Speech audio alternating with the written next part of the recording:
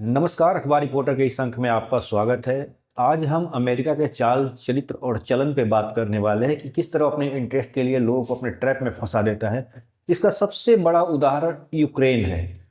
आज हम इसी पे चर्चा करने वाले हैं। बात शुरू करें इससे पहले आपसे हमारी गुजारिश है कि हमारे चैनल को सब्सक्राइब कर दीजिए और लाइक करिए और कुछ कमेंट भी कर दीजिएगा। तो चलिए शुरू करते हैं।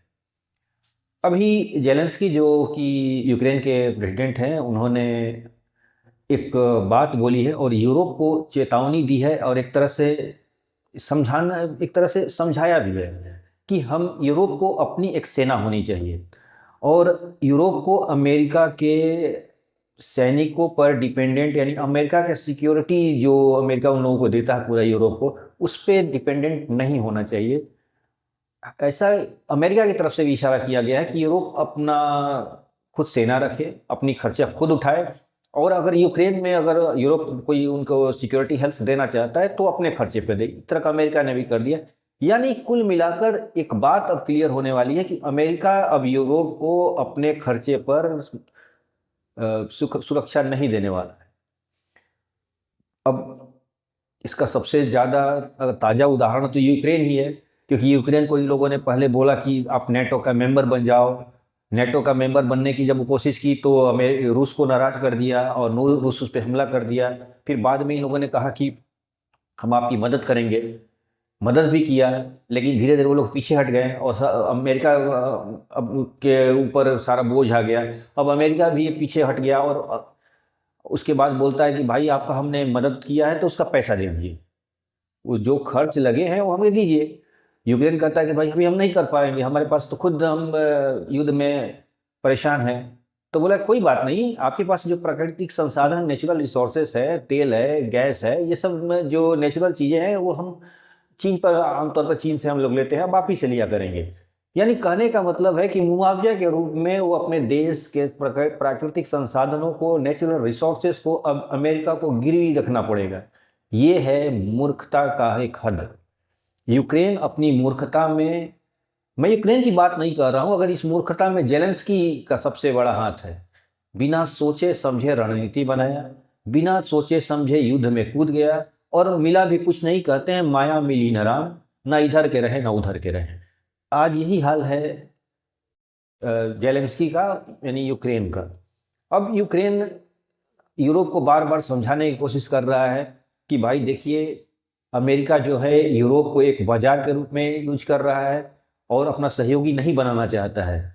इसलिए हमें अपना सहयोगी खुद बनना होगा और हमें अपनी सेना रखनी होगी, अपने सिक्योरिटी का हमें खुद इंतजाम करना होगा। हमें अमेरिका पर अब डिपेंडेंट नहीं रहना है।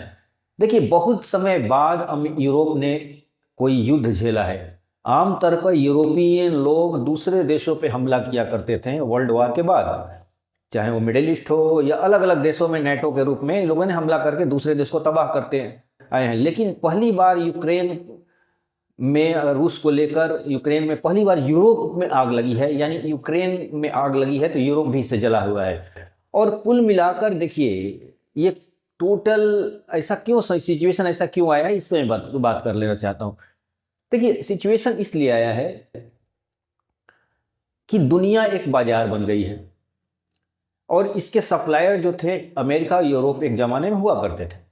चाहे अफ्रीका का बाजार को कब्जा था उनका, इंडिया के बाजार पर, चीन के बाजार पर, दुनिया के अलग अलग धरती पर लगभग यही यूरोपियंस और अमेरिकन ही सप्लाई देते थे। लेकिन एशिया में चीन उभर गया, इंडिया उभर गया। अब ये लोग भी जो इनके मार्केट थे अब धीरे धीरे कब्जा करते जा रहे हैं, तो उनकी स्थिति अब कमज़ोर पड़ती जा रही है। यूरोप की स्थिति अब कमज़ोर पड़ती जा रही है, जिससे वहाँ पर अब तनाव पैदा हो रहा है। कुल मिलाकर अगर देखा जाए तो यही समस्याएं हैं। आज यूरोप और अमेरिका के बीच में खींचातानी वो कुछ लेकर नहीं है, सिर्फ पैसों को लेकर है, यानी व्यापार को लेकर है। आज यूरोपियन मार्केट अगर अफ्रीका में देखा जाए तो यूरोपियन माल जाता था। अब खुद आप इंडिया में ही देखते होंगे, हिंदुस्तान लीवर, प्रॉक्टर गैम्बल, कौन सी कंपनियां जो थी वो ब्रिटेन अमेरिका की कंपनियां हुआ करती थी, जो एक ब्रांडेड कंपनी है। अब हम लोग जो भी देखते हैं वो कहीं ना कहीं वो अमेरिका और रूस की, सॉरी, अमेरिका और यूरोप की ही कंपनी हुआ करती थी। लेकिन आज आज हिंदुस्तान लीवर के पैरेलल कई ऐसी कंपनियां खड़ी हो चुकी हैं। हमारे बाबा भी खड़े हो गए हैं पतंजलि को लेकर, रामदेव बाबा की बात कर रहा हूँ मैं।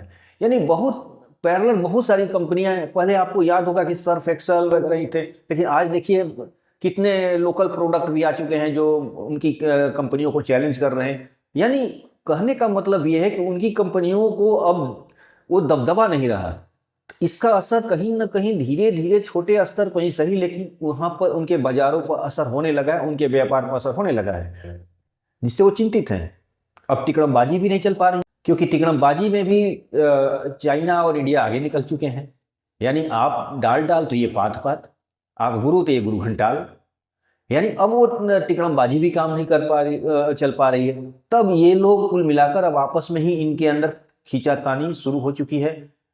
और ये खींचातानी से जो इनका यूरोपीय यूनियन है उसमें भी कहीं फूट होने की संभावना बढ़ गई है। नेटो तो अब यूक्रेन को लेकर ही समझ में आ गया कि नेटो सिर्फ एक ड्रामा है और कुछ नहीं है, ये लोग कुछ करने वाले नहीं हैं। तो यही बात जेलेंस्की ने कहा है कि अमेरिका हमारे बाजारों को इस्तेमाल करना चाहता है। यानी कुल मिलाकर जेलेंस्की भी वही बात कर रहे हैं जो मैं कह रहा हूँ। जेलेंस्की कह रहे हैं कि हमारे व्यापार ही अब एक तरह से हम सारे प्रोडक्ट को बेचो खरीदो वाली मामला है। यानी अमेरिका भी यूरोप के बाजार के रूप में इस्तेमाल कर रहा है, सहयोगी के रूप में नहीं कर रहा है। और वही कर रहे हैं कि हमें भी एक, और दूसरे मजे की बातचीत होने वाली है, लड़ाई चल रही है यूक्रेन और रसिया में, लेकिन बातचीत हो रहा है अमेरिका और रसिया में। यूक्रेन जेलेंस्की बोल रहे हैं कि भाई ऐसी कोई समझौता पे हम सही नहीं होगा जिसमें यूक्रेन ही नहीं रहेगा, क्योंकि यूक्रेन लड़ाई झेल रहा है और यूक्रेन कोई समझौता में कोई मीटिंग्स में शामिल नहीं किया जा रहा है। यानी कोई भी खुद यूरोप के देशों को भी अगर जो सुरक्षा की मीटिंग हो रही है उनमें इसमें यूरोपियन देश को भी शामिल नहीं किया जा रहा है। तो इसको लेकर जेलेंस्की की बातें सही है कि जिस देश के लिए समझौता हो रहा है उस देश को ही कुछ नहीं मिलने वाला है। अब ट्रंप ने क्या बोला? ट्रंप ने बोला कि हम नेटो को, ये यूक्रेन को नेटो में नहीं शामिल करेंगे। चलो अच्छी बात है, यूक्रेन पहले भी नेटो में नहीं था। जितने जमीन पर जो रूस ने कब्जा कर लिया हम उसको मान्यता दे देंगे, यानी हम उसको कह देंगे कि ये रूस की जमीन है। तो यूक्रेन को मिला क्या इस लड़ाई से? यूक्रेन को मिला क्या है? और दूसरी चीज की युद्ध का जो खर्च लगे हैं उसके लिए बोलता है कि हम उसके पैसे भी लेंगे यूक्रेन से, और नहीं मिलेगा तो आपके प्राकृतिक संसाधनों को हम यूज करेंगे। तो ये अगर देखा जाए तो इस लड़ाई में मिला क्या यूक्रेन को? आज लाखों लोग मरवाकर जेलेंस्की को मिला क्या है? मतलब जहां से चले थे वहीं पे खड़े हैं।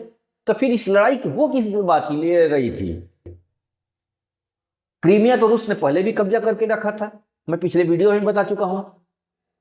और 20% जमीन भी यूक्रेन का कब्जा कर लिया है रूस। और अमेरिका के ट्रंप बोल रहे हैं कि नहीं कोई बात नहीं, वो जमीन आप ही रखिए, हम सब। तो आखिर ये लड़ाई हो किस बात की रही है? ये कुल लड़ाई मैं पहले ही बता चुका हूं, ये ईगो की लड़ाई है और मूर्खता की लड़ाई है। बिना सोचे समझे अगर कोई आदमी लड़ाई में कूद जाएगा तो उसका नतीजा यही होगा। भारत तो पहले ही बोल रहा है कि आप टेबल पर आइए, टेबल पर बात कीजिए, लड़ाई के मैदान में कोई हम समस्या का हल नहीं हो सकता है। भारत पहले भी कर रहा था। चीन भी बीच में कोशिश किया था कि दोनों देशों के बीच में कुछ समझौता करा दिया जाए कि लड़ाई ना हो, लेकिन लड़ाई का कोई तुक हो तब समझौता हो भी जाए। यहाँ कोई मुद्दा ही नहीं है, लड़ाई की कोई खास वजह भी नहीं दिखाई दे रही है। बस लड़ रहे हैं, क्यों लड़ रहे हैं तो पता नहीं, बस ईगो से ईगो टकरा रहा है। उधर जेलेंस्की का और पुतिन का ईगो टकरा रहा है और लाखों लोग मारे जा रहे हैं। यही हुआ है वहां पर। और जेलेंस्की को मूर्ख बना दिया यूरोपियन यूनियन और अमेरिका ने कि भाई हम चलिए चलिए लड़िए लड़िए, हम आपके पीछे हैं। और बाद में जब लड़ गए, हाँ सब मारकाट हो गया, खून खराब हो गया, तब कहते हैं कि भाई काम कीजिए, जिस लड़ाई हुआ है ना तो उसका पैसा दीजिए हमको। नहीं हुआ तो चलिए आप कुछ हमें लीज दीजिए, अपने कुछ जो नेचुरल रिसोर्सेस, हम गैस है, ऑयल है, इसका चीज हम इस्तेमाल करेंगे। यही है तो जेलेंस्की को मिला। जेलेंस्की को दुनिया का सबसे मूर्ख लीडर कहा जाएगा जो दूसरे के उकसावे में आकर लड़ाई लड़ना शुरू कर दिया। ये लड़ाई में कोई तुक ही नहीं था, ये लड़ाई की कोई वजह भी नहीं थी। अगर क्रीमिया पर रूस ने कब्जा कर लिया था तो ऑन टेबल बातचीत हो सकती थी, कूटनीतिक दबाव डाला जा सकता था और एक माहौल बनाया जा सकता, लेकिन नहीं, हम तो लड़के लेंगे। अरे भाई रसिया से आप कैसे लड़ लेंगे? रसिया इतना सुपर पावर है और अमेरिका आपके कंधे में बंदूक चला रहा था, यूरोप आपके कंधे में बंदूक रख के चला रहा था। उनका कहते हैं कि लड़ाई होगा तो उनका क्या नुकसान हुआ? नुकसान आपका हुआ, रसिया का हुआ, लेकिन आप लोगों ने बस अपने ईगो से ईगो टकराया और आप लोग लड़ भिड़े, और अब फिर जाके फिर भारत जो पहले कहता था वही हुआ। आप टेबल पर ही जा रहे हैं, और मजे की बात, लेकिन इस टेबल पर यूक्रेन नहीं होगा, इस टेबल पर रसिया होगा और अमेरिका होगा, और उस टेबल पर यूक्रेन नहीं होगा। तो यूक्रेन कह रहा है कि भाई कोई समझौता करने से पहले हमें भी तो उस मीटिंग में शामिल कीजिए आप लोग, लेकिन नहीं। लड़ाई तो दुनिया जानती है कि लड़ाई अमेरिका और रूस के बीच में चल रहा था, यूक्रेन तो बीच में बस एक मोहरा भर था। तो इसलिए मोहरे को क्यों मीटिंग में बुलाया जाए? मोहरा को साइड कीजिए, ट्रंप और पुतिन बात कर लेंगे। यही तो हुआ है। यानी कहते हैं ना कि मूर्ख जो होते हैं वो बड़े खतरनाक होते हैं, और मूर्ख के हाथ में जब सत्ता और ताकत आ जाए तो और खतरनाक हो जाता है। वही हाल हुआ जेलेंस्की का। उन्होंने बिना सोचे समझे अपने लाखों लोगों को मरवा दिया। ये मूर्खता की पराकाष्ठा है। तो आज के बस इतना ही। नए अंक के साथ फिर आपसे मुलाकात होगी। आपसे फिर गुजारिश है कि हमारे चैनल को लाइक कर दीजिए, शेयर कीजिए और सब्सक्राइब जरूर कर दीजिए। इसके साथ ही बहुत बहुत धन्यवाद। Thank you very much.